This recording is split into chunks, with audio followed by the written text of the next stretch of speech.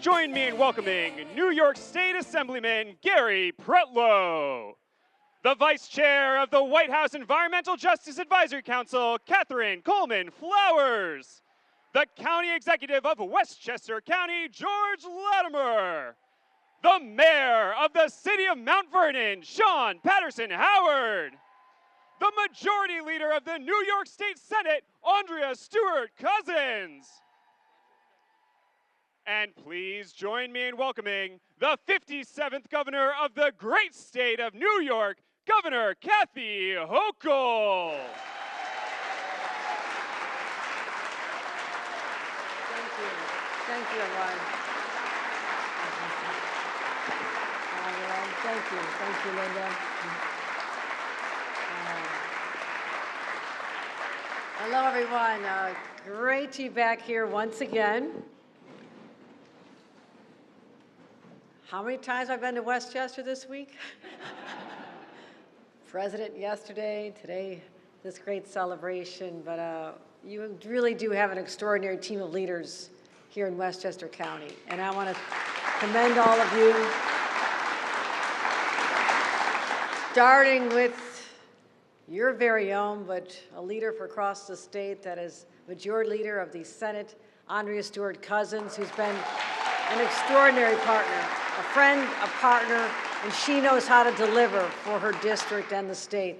I know Jamal Bailey represents this area. He texted me, he was really sorry he couldn't be here, but he's been so involved in this initiative, and I want to give him a special shout out, Senator Jamal Bailey.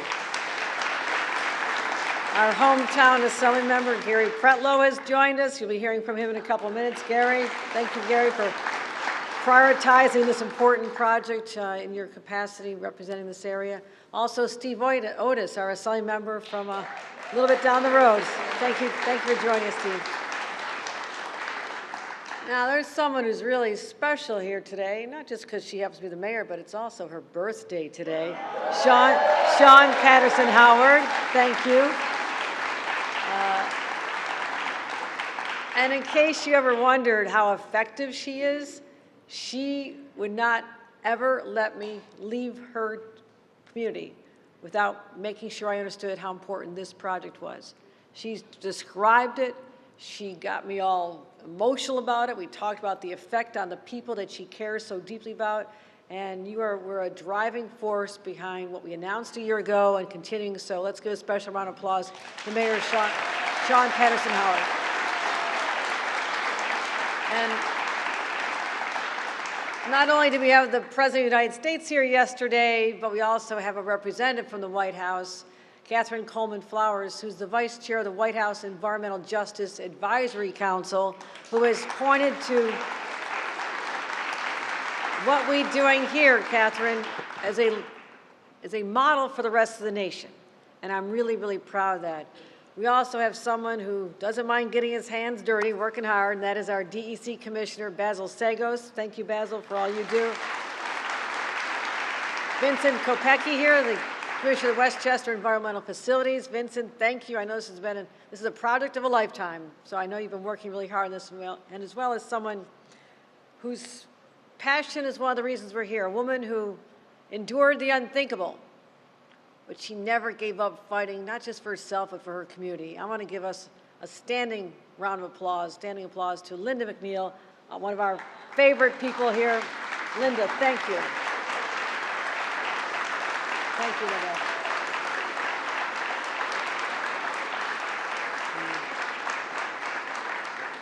I want to thank the Doles Community Center and Director Sean Paul Wade for hosting us here today.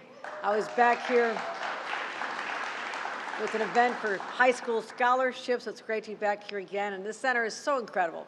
I love getting out and going to places like this where I can think about what goes on in this building, the theater and the athletic programs, the child care, the art galleries, all the different ways you can touch the lives of our young people.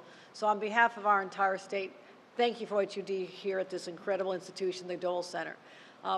This community is not one of the newest communities. In fact, Mount Vernon goes back to the 1600s.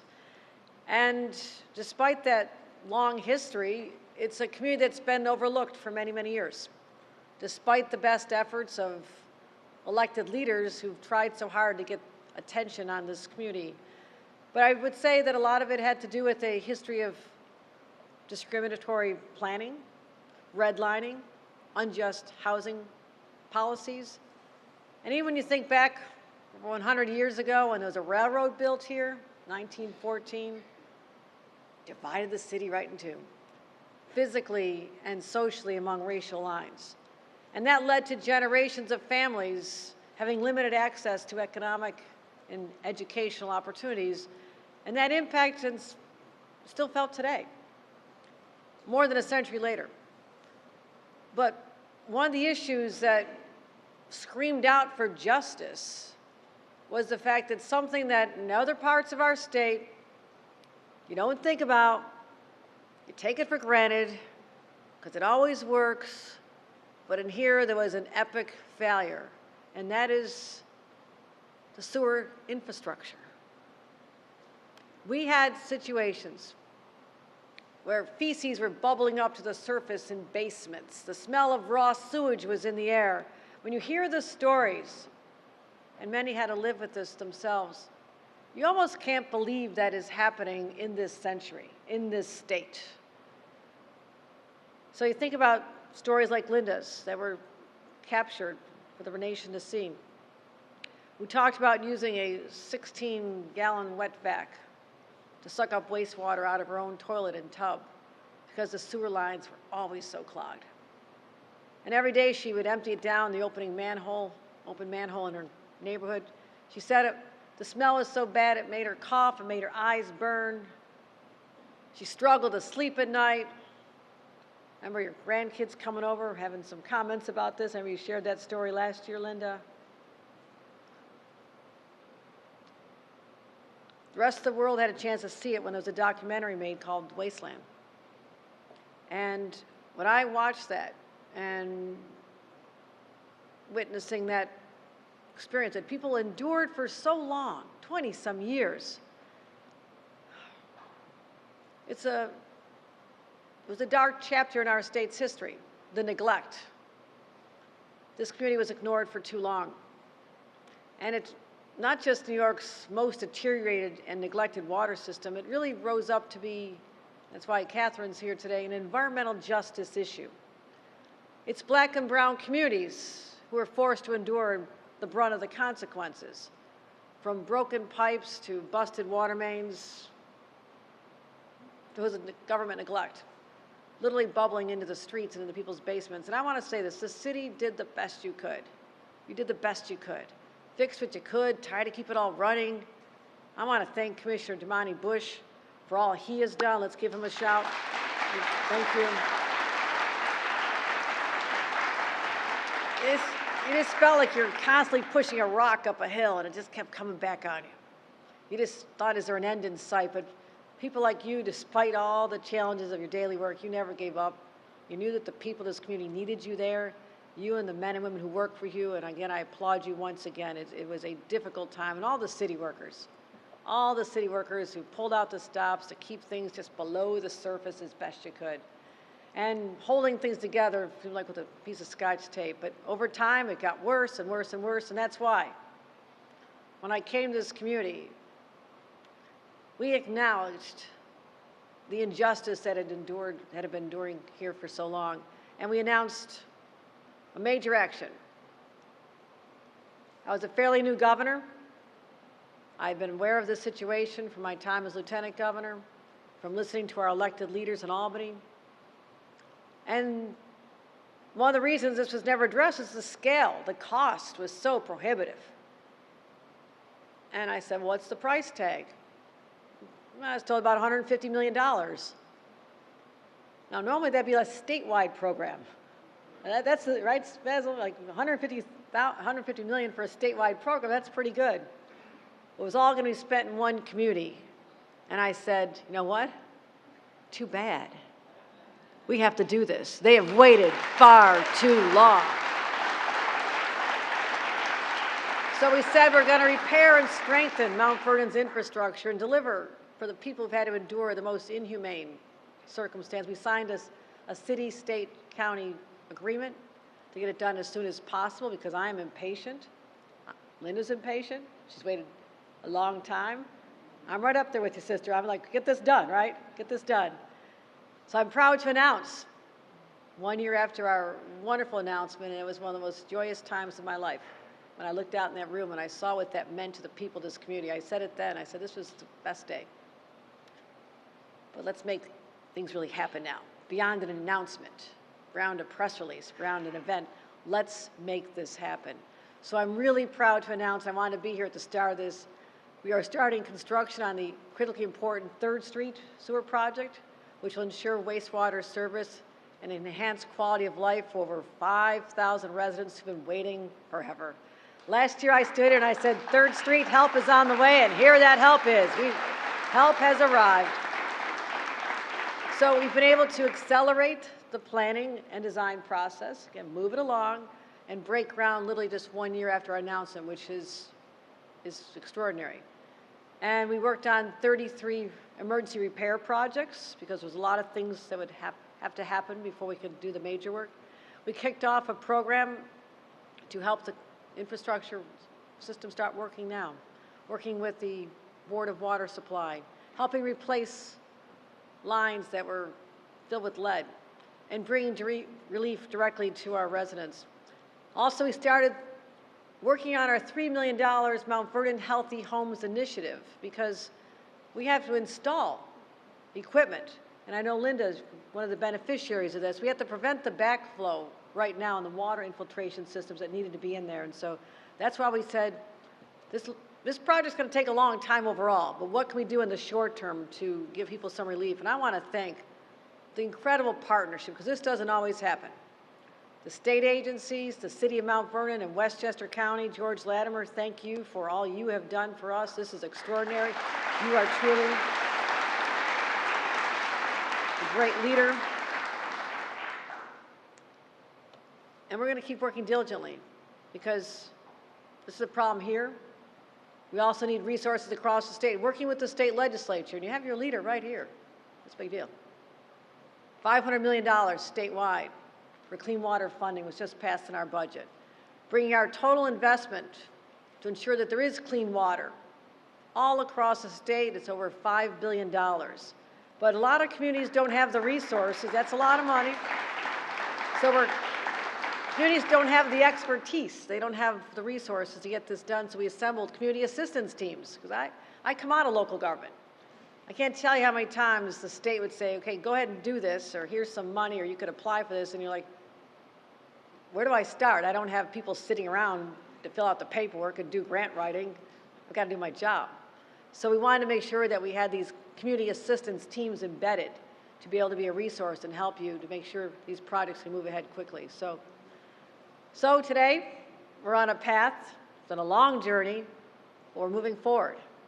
And this is how we start righting the wrongs of the past and turning the trajectory of a community that was mired in a lot, but also suffering from an egregious injustice.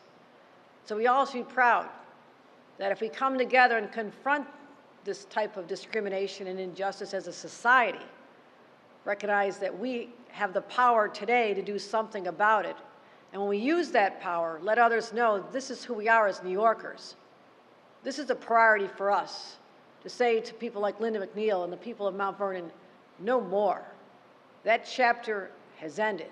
We're closing the book on those practices that are abhorrent and starting toward a cleaner, healthier, more vibrant future for all of them. So I thank all of you for being here today at this special milestone.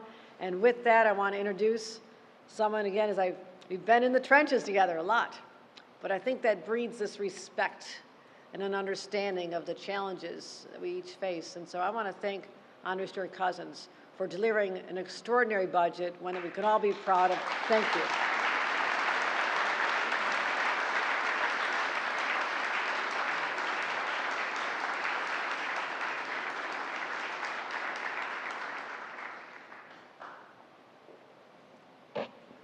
So, is Mount Vernon in the house? All right, money earned in Mount Vernon.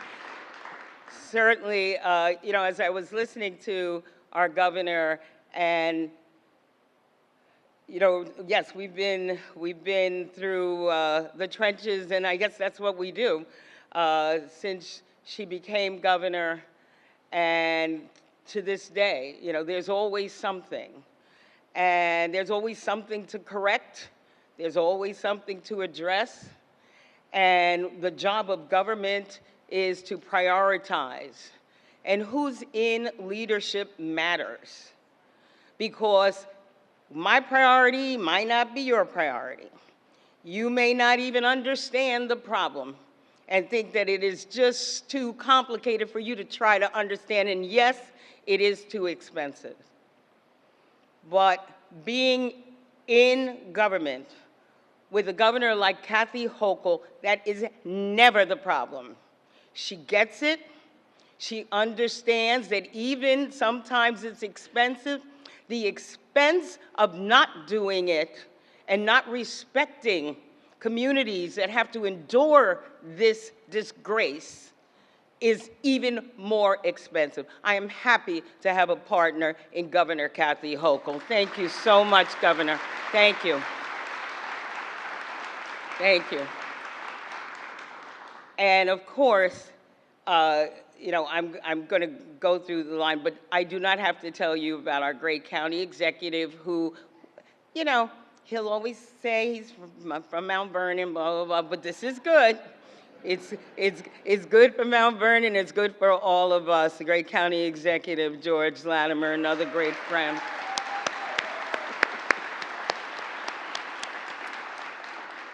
And of course, I bring greetings from your great senator, my colleague, somebody I respect who would be rapping right now, probably my Senator Jamal Bailey, who represents every day, standing side by side with his partner in the Assembly and my good friend, Gary Pretlow, another tireless advocate. Thank you. Thank you, Gary. Well, so I'm going to talk about your mayor because she's been my friend for a long, long time. I'm sorry, Assemblyman Otis. Let me tell you, Steve Otis, no matter what has to be done and where it has to be done, Steve Otis is there. Thank you, Steve. Thank you. Thank you, thank you, thank you, thank you. And I know your county legislator is here, Tyree. Okay, so I'm going to get in trouble. My clergy, Basil, Mr. Bush, Diane. No, everybody. That's what happens when you're among friends. But when your mayor was almost newly elected, she called me after I'd become the majority leader. And she said, I know you don't represent, because I represent, Yonkers, Greenberg, and Mount Pleasant, but I'm your next door neighbor. She said, I know you're not mine, but I need you to be here because we have somebody from the White House coming, and this is a terrible problem, and you're the leader now, and you better get here. And I'm like, okay, here we go. And I walked in this room, she had it all set up, and we had the wonderful Miss Flowers there, and she had all the DPW people, she had everybody in the room, and then came the slideshow, Miss McNeil, and so many of the homeowners were there. It was horrible. What a terrible situation. I thought I was just coming to support her and show some muscle, the state's with you.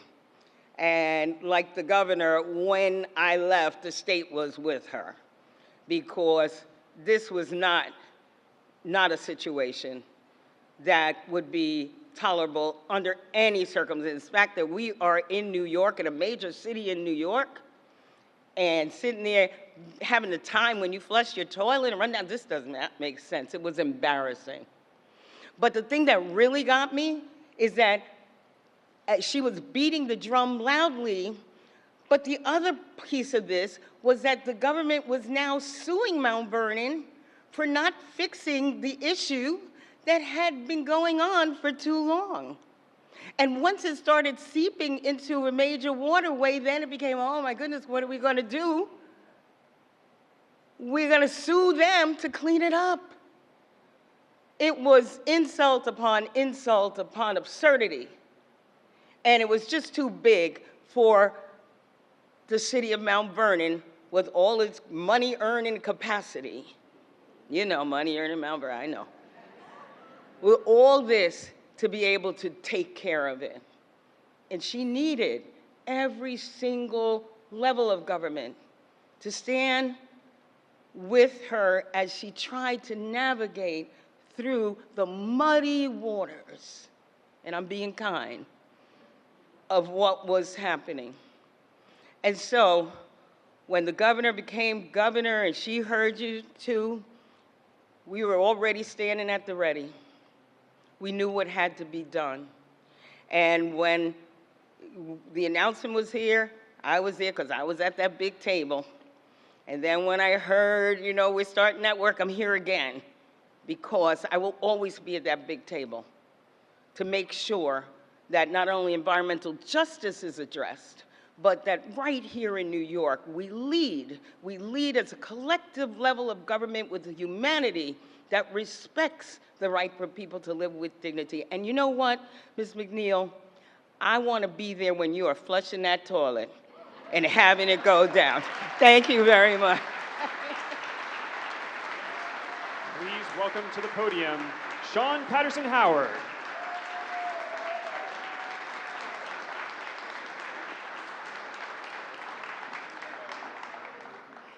So thank you so much, Governor Hochul, and your team, to our Majority Leader, Andrea Stewart-Cousins, my friend and mentor, to our Assemblyman, Gary Pretlow, as well as Jamal Bailey, who's not able to be here at this time. I can call them on Sundays at 10 p.m. or weekdays, even close to midnight, and we'll get on Zooms and we have real serious conversations as to how they can help Mount Vernon at very weird hours. And so thank you for always answering the call. The same thing to my county executive, George Latimer, and our deputy county executive, Ken Jenkins, who is in Albany right now, for doing that, because they answered the call on some stormy nights at midnight when our community was flooding and our entire sewer system was breaking down in about 10 different locations in the city back in October of 2020. To Basil Sagos, Commissioner Sagos and Commissioner Coleman, thank you, both from DEC and EFC, Department of Environmental Conservation and the Environmental Facilities Corporation, for having been our partners, as well as the Department of Health and the Department of Health for the state. I just need to make an acknowledgement. Anitra, can you stand up for just a quick second? This is Anitra Hadley.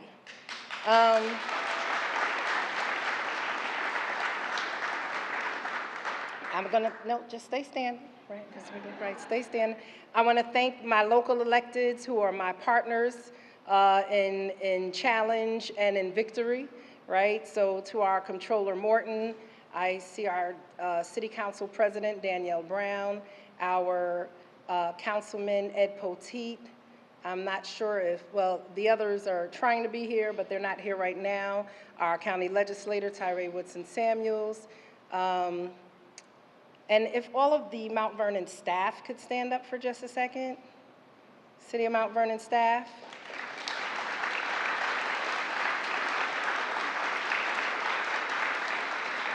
Thank you.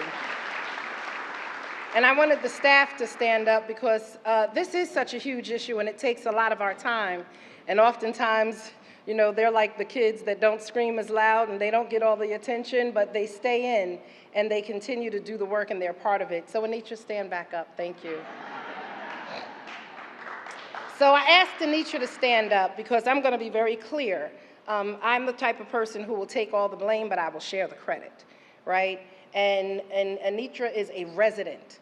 And we have a lot of good residents. Not all of our residents just sit on social media and talk mess. You know, all of us have that challenge in these days. But she picked up the phone and she's like, this is too much. And she knows Miss McNeil and her daughter and her family. And she said, I've been reading, I've seen some things, and there's a woman named Catherine Coleman Flowers. And I want to see if I can connect you to. And she picked up the phone and she got us some phone numbers. And she put me in touch with Catherine Coleman Flowers. And so now you could sit. Thank you. Right?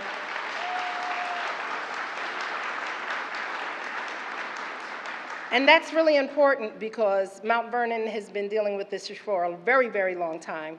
And as you said, you could scream locally, but it wasn't until it started to mess with the environment around Mount Vernon and other communities of greater political power and who were not as diverse as Mount Vernon started screaming that the federal government and the state government came in to sue us and to fine us.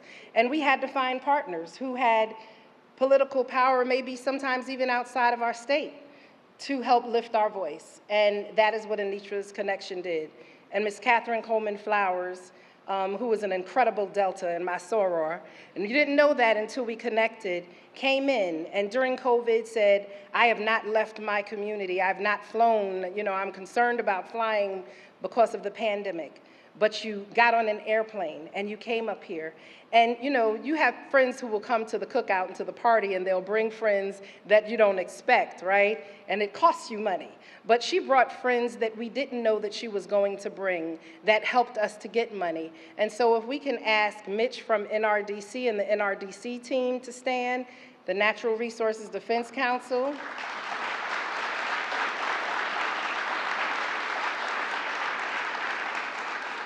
And they have a tranche of powerful environmental attorneys that I've seen sue other cities because of, on behalf of environmental justice, and we didn't want them to be on that other side, and they joined us on this side. She also brought Davita Herzel from Aclima, and who is now doing an air quality program with us through DEC, and that's really, really important. And she brought National Wildlife Federation, and when they became involved, now the National Environmental Defense Fund has become our new partner and has joined us as I've been working with the African American Mayors Association. And so it is interesting to see the very organizations that sued other communities around the country now stand on the side of the city of Mount Vernon to help us find sustainable solutions to a very systemic legacy issue that has gone on for generations. I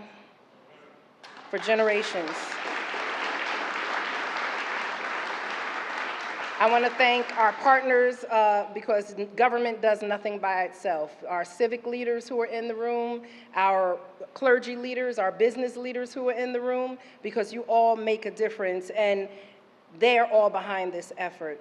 So I want to just kind of let you know, Governor, some of what the money has done for us so far. We stood here, I believe, April 15th of 2022. And if anyone knows anything about these type of projects, it takes several years to study them. And then you go out then you do engineering reports. Our Councilman Derek Thompson, thank you for coming in as well. Then you go out and you do reports. Then you look at the engineering impact. Then you do an RFP. And then you come and you break ground. And that usually takes years. And so 1 year, actually less than 1 year after we stood in City Hall and the City Council chambers and announced this partnership, this is a record. This is a record setting. Less than 1 year later, the money is starting to take impact and in the ground. So in 2020, when we talked about our sewer system that's over 100 years old and decayed, we have in 2020, we fixed about 3,000 linear feet of sewer line, right? In 2021, we were able to fix 5,000 linear feet of sewer line. But in 2022, once we had partnerships and money, we're up to 20,000 linear feet of sewer line.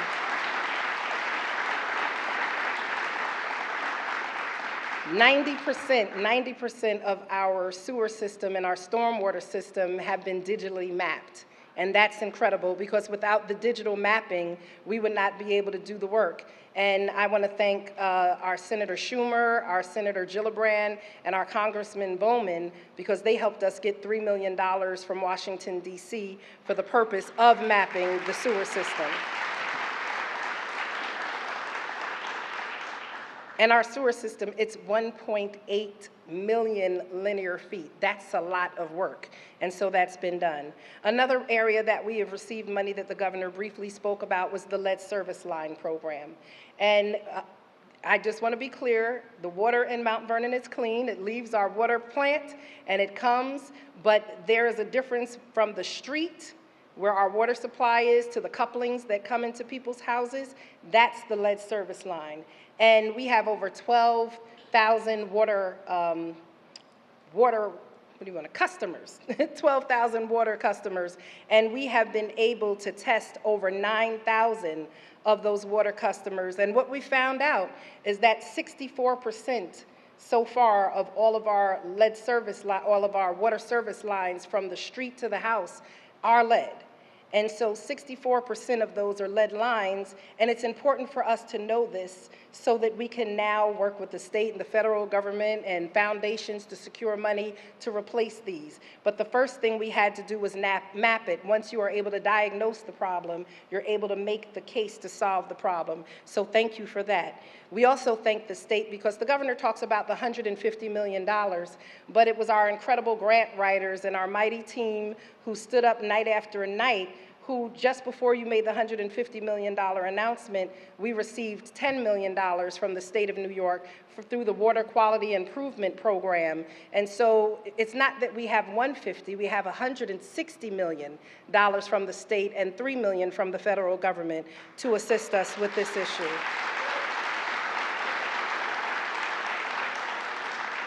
She spoke about the Healthy Homes Initiative, and that is where we are going in to people like Ms. McNeil's house, and we are fixing the backflows and making sure that sewer water cannot get up and that storm water is not going into people's homes. And Ms. McNeil, we had a horrible storm about 2 weeks ago. We received 8 inches of rain in a weekend, and we were out there, boots on the ground, running around, and I kept calling Ms. McNeil, and I was looking at her Facebook page, and there was no signs of flooding. There were no SOS flags going up.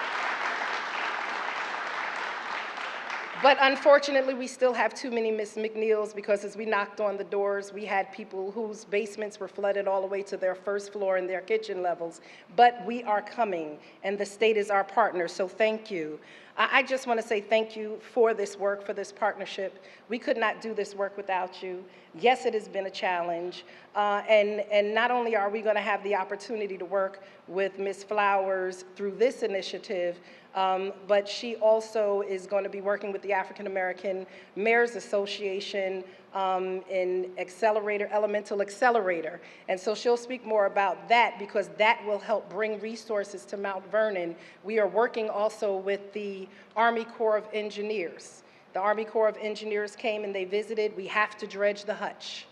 The Hutch is very shallow in this area, and if that's where our 3,000 water basins go out of our 74, our 3,000 stormwater basins go to 74 outfalls into the Hutch in the Bronx River, and because they are so shallow, because they haven't been dredged for a long time, it doesn't take much for them to flood, and all of the water then backs up into the system and comes into our community. And so that is a bigger regional issue, and I know working with our regional leaders, that's something that we're going to be dealing with. But we're excited today. And I promise you, as we were out there at 7th and 3rd, I'm going to call her Shirley because she was born in October of 2022, and that's the sewer bypass system that allows the people in the neighborhood to flush their toilet. She's been hit by a car. She's endured many storms, but she has kept our residents able to flush their toilets. And there's nothing sexy about that conversation. But I know the 1,500 families who are able to flush their toilets for the last 2.5 years, regardless of what's happening. It makes a big difference in their life. And so some might say, what is the big deal? The big deal is that we don't live in a rural area in the 1920s with outhouses. We live in a organized city and a municipal government, and we expect to be able to flush our toilets and live in places that don't have sewage and stormwater backup. And the partnership here is what allows us to do it. Damani, if you could just come here really quickly. And Damani,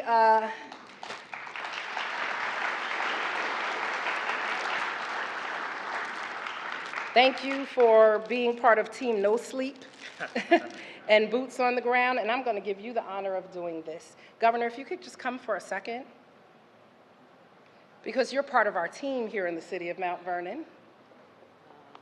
Oh, isn't that great? So on behalf of the city DPW,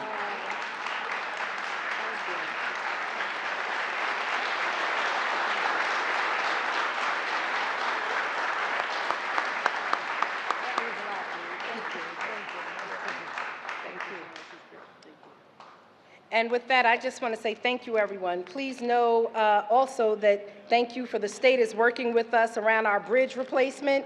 Governor, I know you're not running right now, but the Fulton Avenue bridges and the South Street bridges are being replaced, and the governor's office and team are working with us on that too. So thank you for the work that you're doing in many ways, and thank you again to the DEC and EFC. They did come down here a few weeks ago, and we went around to some of our parks and playgrounds. We went to some of our flood zones, and we're looking at greater drainage systems in those areas. And so we're not even sure what the future partnerships are going to be, but we know that there will be more opportunities for partnership, and we're just really, really grateful to you for coming to our aid and our assistance, but more importantly, treating our community with dignity. Because there are people who will come and give you help, but they will make you feel like we're doing you a favor. They haven't come in with that spirit. The state has not come in with the spirit of we're doing you a favor. They've come in with the spirit of that we are your partners, this is an environmental injustice, and we are here to help you rectify it. So thank you to your team. And of course, our County Executive Latimer, they are part of the three-part of the stool that is allowing this partnership to be done. The state provided the money. The city of Mount Vernon is doing a lot of the background work in partnership, and thank you so much also Commissioner Kopicki, because he and his team through the county are doing a lot of this work and leading. They are the project managers. And the last thing that I'll say is when they announced the money last year, we said we're grateful for the money, but we also want to make sure that our city has the capacity once this project is done to maintain our systems. And so the state has helped us rent space on Gramerton Avenue. We're going to get 2 civil engineers and sewer engineers to work with us, a project manager who will be on site, and hopefully in the future we will be announcing some partnerships around job training, because we want to make sure that our residents benefit not just from the capital improvements of the $150 million, but also from some of the job development that will help happen. Thank you so much. With that being said, I'm going to bring up our County Executive, George Latimer.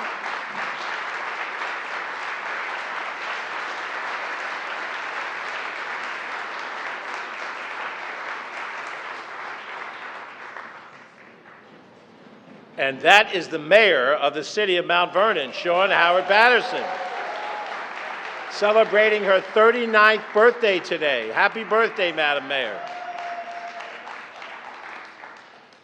Thomas Wolfe, the author, Bonfire of the Vanities, you may remember, coined the phrase, "You can't go home again." And I can tell you that Thomas Wolfe is wrong.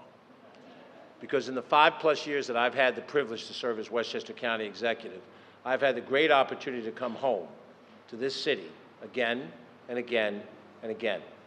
And we've come back for reasons that are substantive as well as reasons that are sentimental, because there's only so many miles from White Plains to here, where I live in the Sound Shore. But when I come here, it's not just mileage, it's memories. It's things that I remember growing up 8 blocks from here, when we were at the Neighborhood Health Center just a few weeks ago for the renaming of it, on 4th Street, across the street at Reverend Pogue's Church at Greater Centennial, or Reverend Morton's Church on Macedonia on 9th Avenue. I don't need ways to find my way around these places here. And what is now once again called Washington in honor of Denzel, where I went to junior high school back in the day. And I told the story when we were together last year, when the governor was here for the announcement of this, and it bears repeating in my mind one more time again. 8 blocks away, in my parents' house, my father directed me to the basement one day when there was a sewage backup in our house. I think I was to blame. That's why he brought me down there. But he looked at me the way that Clint Eastwood, when he played Dirty Harry, used to look at his superior officer with that disdain in his face. And he showed me the nasty job that he had to do to clear the sewer pipe. And he looked at his son, and I could not get my hands out of my pocket. I just stared. And he says, you know, you're going to have to learn how to fix these sewers. Well, Dad, I never did really learn how to fix sewers, but I learned how to make sure that there was a Vinnie Kapicki in my life and the men and women of the Department of Environmental Facility. And they have, as a partner with the city and the state, and the leadership of Governor Hochul, and the leadership of Mayor Patterson-Howard, together we've been able to make this happen. I want the Westchester County folks who are here to stand up. These are, Mount Vernon, your partners, your friends. Stand up, Westchester folks, please.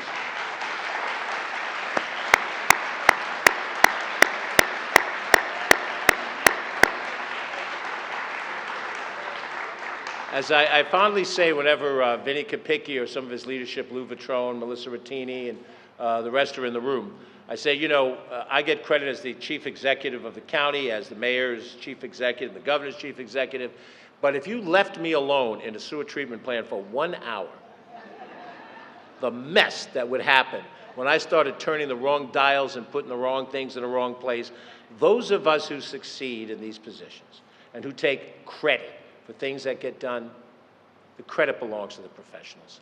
It belongs to these people who know what they're doing and do it. And on the county level, I'm deeply appreciative of that leadership. Let me say, before I turn the microphone over to our guest from the federal level of government, that this story is about the leadership shown at the state level by Governor Hochul, with the support of the legislative leadership. Andrea Stewart-Cousins and I have worked together in one legislative body or another for almost 30 years. Gary Pretlow, your assemblyman, and I are personal friends before either of us ever ran for public office. But the leadership shown by the governor and the legislature makes this day possible. And this is about the cleanup of a terrible physical problem in this community. But this issue is about something more than that. The people outside of these four walls, not just in Mount Vernon, but all across this county and this state, they have lost faith in government. And you know it, and I know it. They're cynical. When we walk past them to do a photo op, they have a look on their face that this is all just a bunch of soup. That's not the word they use. They've lost the ability to believe that democracy works because we don't accomplish things. As simple as when you use the toilet and you flush it, that the material leaves and gets to a place where it can be treated properly and dealt with in a public health fashion. And it's extended to item after item after item. And it's not just in Mount Vernon, my friends. It's in the four corners of this county. I'll be in the wealthiest of communities, standard middle-class communities, and that citicism grows, and there are people who work at that citizenship. They don't want to believe that there's leadership in this governor and this legislature, this state. We're all fallible. We make mistakes. We don't get everything done. But they don't look to see the good that has come out of this state government. In this budget, they don't see how hard this county, this city government has worked to try to turn things around that have been decades in the making. And they don't even see that the county government exists. What does the county government do? I hear it all the time. So by resolving this problem, by doing this capital work, we're solving a problem for Linda and all the other Lindas in the city, but we're doing something more. We're proving to people that government can work. It can actually work. That Memorial Field will not forever be a pile of dirt. It will be a ballpark again, and it has become that.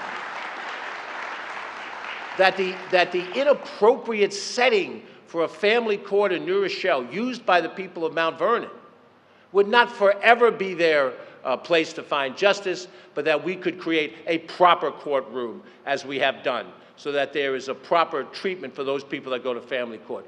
Those are accomplishments, and Scout Field is an accomplishment. And by God, because of the leadership of this governor, this mayor, and this group of county professionals, we will have an achievement in this issue that will prove, A, how to do it properly environmentally, and also how to have faith that government still works.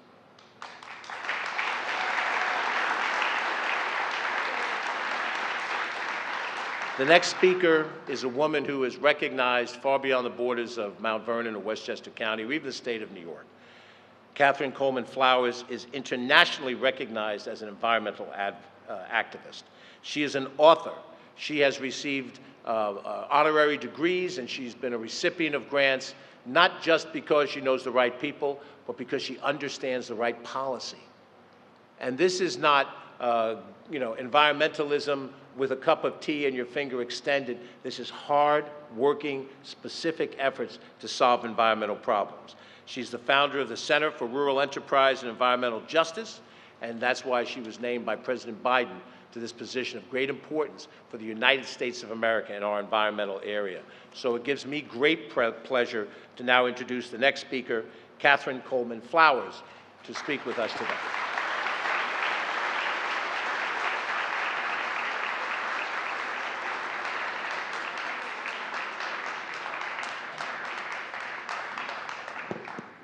Well, I bring you greetings from Lowndes County, Alabama, and I am an environmentalist because I was first a country girl. And growing up in the country, I think we are natural environmentalists.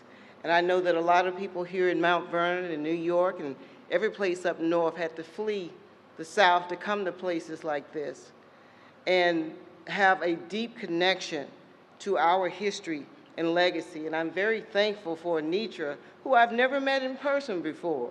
I'm glad that you recognize her, Mayor. But I'm not very formal, so please forgive me, and I don't know all the niceties of politics because I'm not a political person. But I generally speak from my heart, and I'm very thankful for what I've seen here in Mount Vernon. I'm thankful for the governor. I'm thankful for all of the county and city officials that have worked together to solve this problem, because I don't get to see this often in the state of Alabama. I actually, when I was taking notes about what I was going to say, Governor, I'd like to extend an invitation, or you just help me extend an invitation to Governor Ivey from Alabama to come here and see how people work together to solve these kinds of problems, because we have sanitation issues in Alabama too. And what someone mentioned before about not having outhouses, in some places we're not that far from that in the state of Alabama. And we're going to keep working to solve it and look into Mount Vernon as an example of what happens when people work together to solve problems instead of making excuses. And I'm very thankful for this.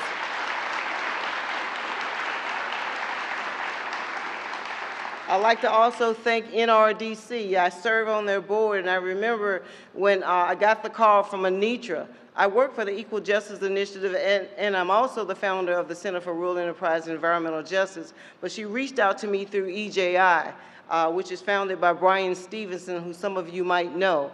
And I got the call from someone who worked there who asked me would I talk to her, and I did, and I said I would like to be able to talk. When she explained what was happening here, I said, I'd like to be able to talk to the elected officials.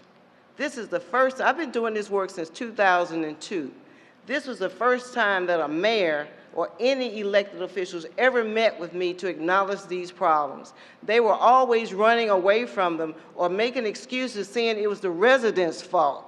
But this is the first time. This mayor is one of the bravest women that I know who stood up to fight for her community. And because of that, I have the utmost respect for her, not because she's my sorority sister, but because she is exemplary of what good government should be, and that what environmental justice should be about. It shouldn't just be the activists out there campaigning for environmental justice. It should be the governor. It should be all these elected officials that are here. It should also be the mayors and people that represent the cities instead of running away from these problems. Recently, I had the opportunity to be at the White House with the president. Actually, it was a few weeks ago. I didn't think that I was going to be able to come, but I got an invitation, and at first I declined it because my daughter, who was here a year ago, has now given me a granddaughter that's about 2 weeks old. So My job was to pick my grandson up when she went into labor so he could be with me and not have to be at the hospital. And when I got the invitation to go, and as I said, I declined because I said family first. But when I got the phone call that Monday, my granddaughter was born at 2 a.m. the next morning. And I ended up going to Washington and had the opportunity to go to the Oval Office to meet with the president. Little did I know that the mayor had just been there before I got there with the African American Mayors Association. But I went there, and because they asked me to introduce him because he signed the executive order on environmental justice that day. And when I went there, he said to me, "Catherine, I've been to Selma many times." He said, "Nobody ever told me that there was a problem with sanitation in Lowndes County. If you've ever been to Montgomery or gone from Selma to Montgomery, you have to go through Lowndes County to get to Selma. And people come every year to celebrate the right to vote. But no one was brave enough to say that this is a problem. But you don't have that here in this area. You have the mayor speaking up for you. You have the commissioner for public works speaking up for you. I've never seen this many elected officials working together trying to solve a problem. So I think this is a textbook example of how we get to environmental justice. And I'm inviting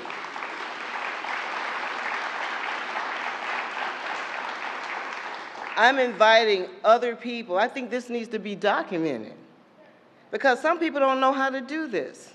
We assume and take for granted that everybody knows how to work together. That's why people don't have confidence in government. Some people need to be taught how to work together. And I would like to, at some point, come back with some documentarians to document how we get to the solution. Because Mount Vernon is not the only place that was dealing with what you're dealing with. I just came from California. I spoke at UCLA. And they don't even know in the state of California, because I work primarily in rural communities, they don't know how many people there are on septic. So they unofficially announced that they have a program in the state of California where they're working with UCLA to document and find out how many people are on septic, and they're moving people that can be moved from septic to sewer based on a lot of the work that we're doing. But I think that we have to have these examples to follow because a lot of people think it's too expensive. They think it's too hard to tackle, and they don't want to do it. But we live in the greatest country in the world, the United States of America. And I say this as a vet. I say that I'm a veteran of the Air Force. I have 3 brothers. All of them served in the military. And my father, my God, all of us, if you ask us, he woke us in the middle of the night. Anybody in my family can tell you he served in the Army 5 years, 4 months, and 17 days. So for that, I think that this is what democracy looked like. This is why people marched from Selma to Montgomery, so they could vote for officials like you, and we can make these kind of decisions and be able to work together with groups like NRDC, who's now working with us to help change Alabama. Thank you very much, Governor. Thank you, Mayor. Thank you, citizens. Thank you. Please welcome to the podium Gary Pretlow.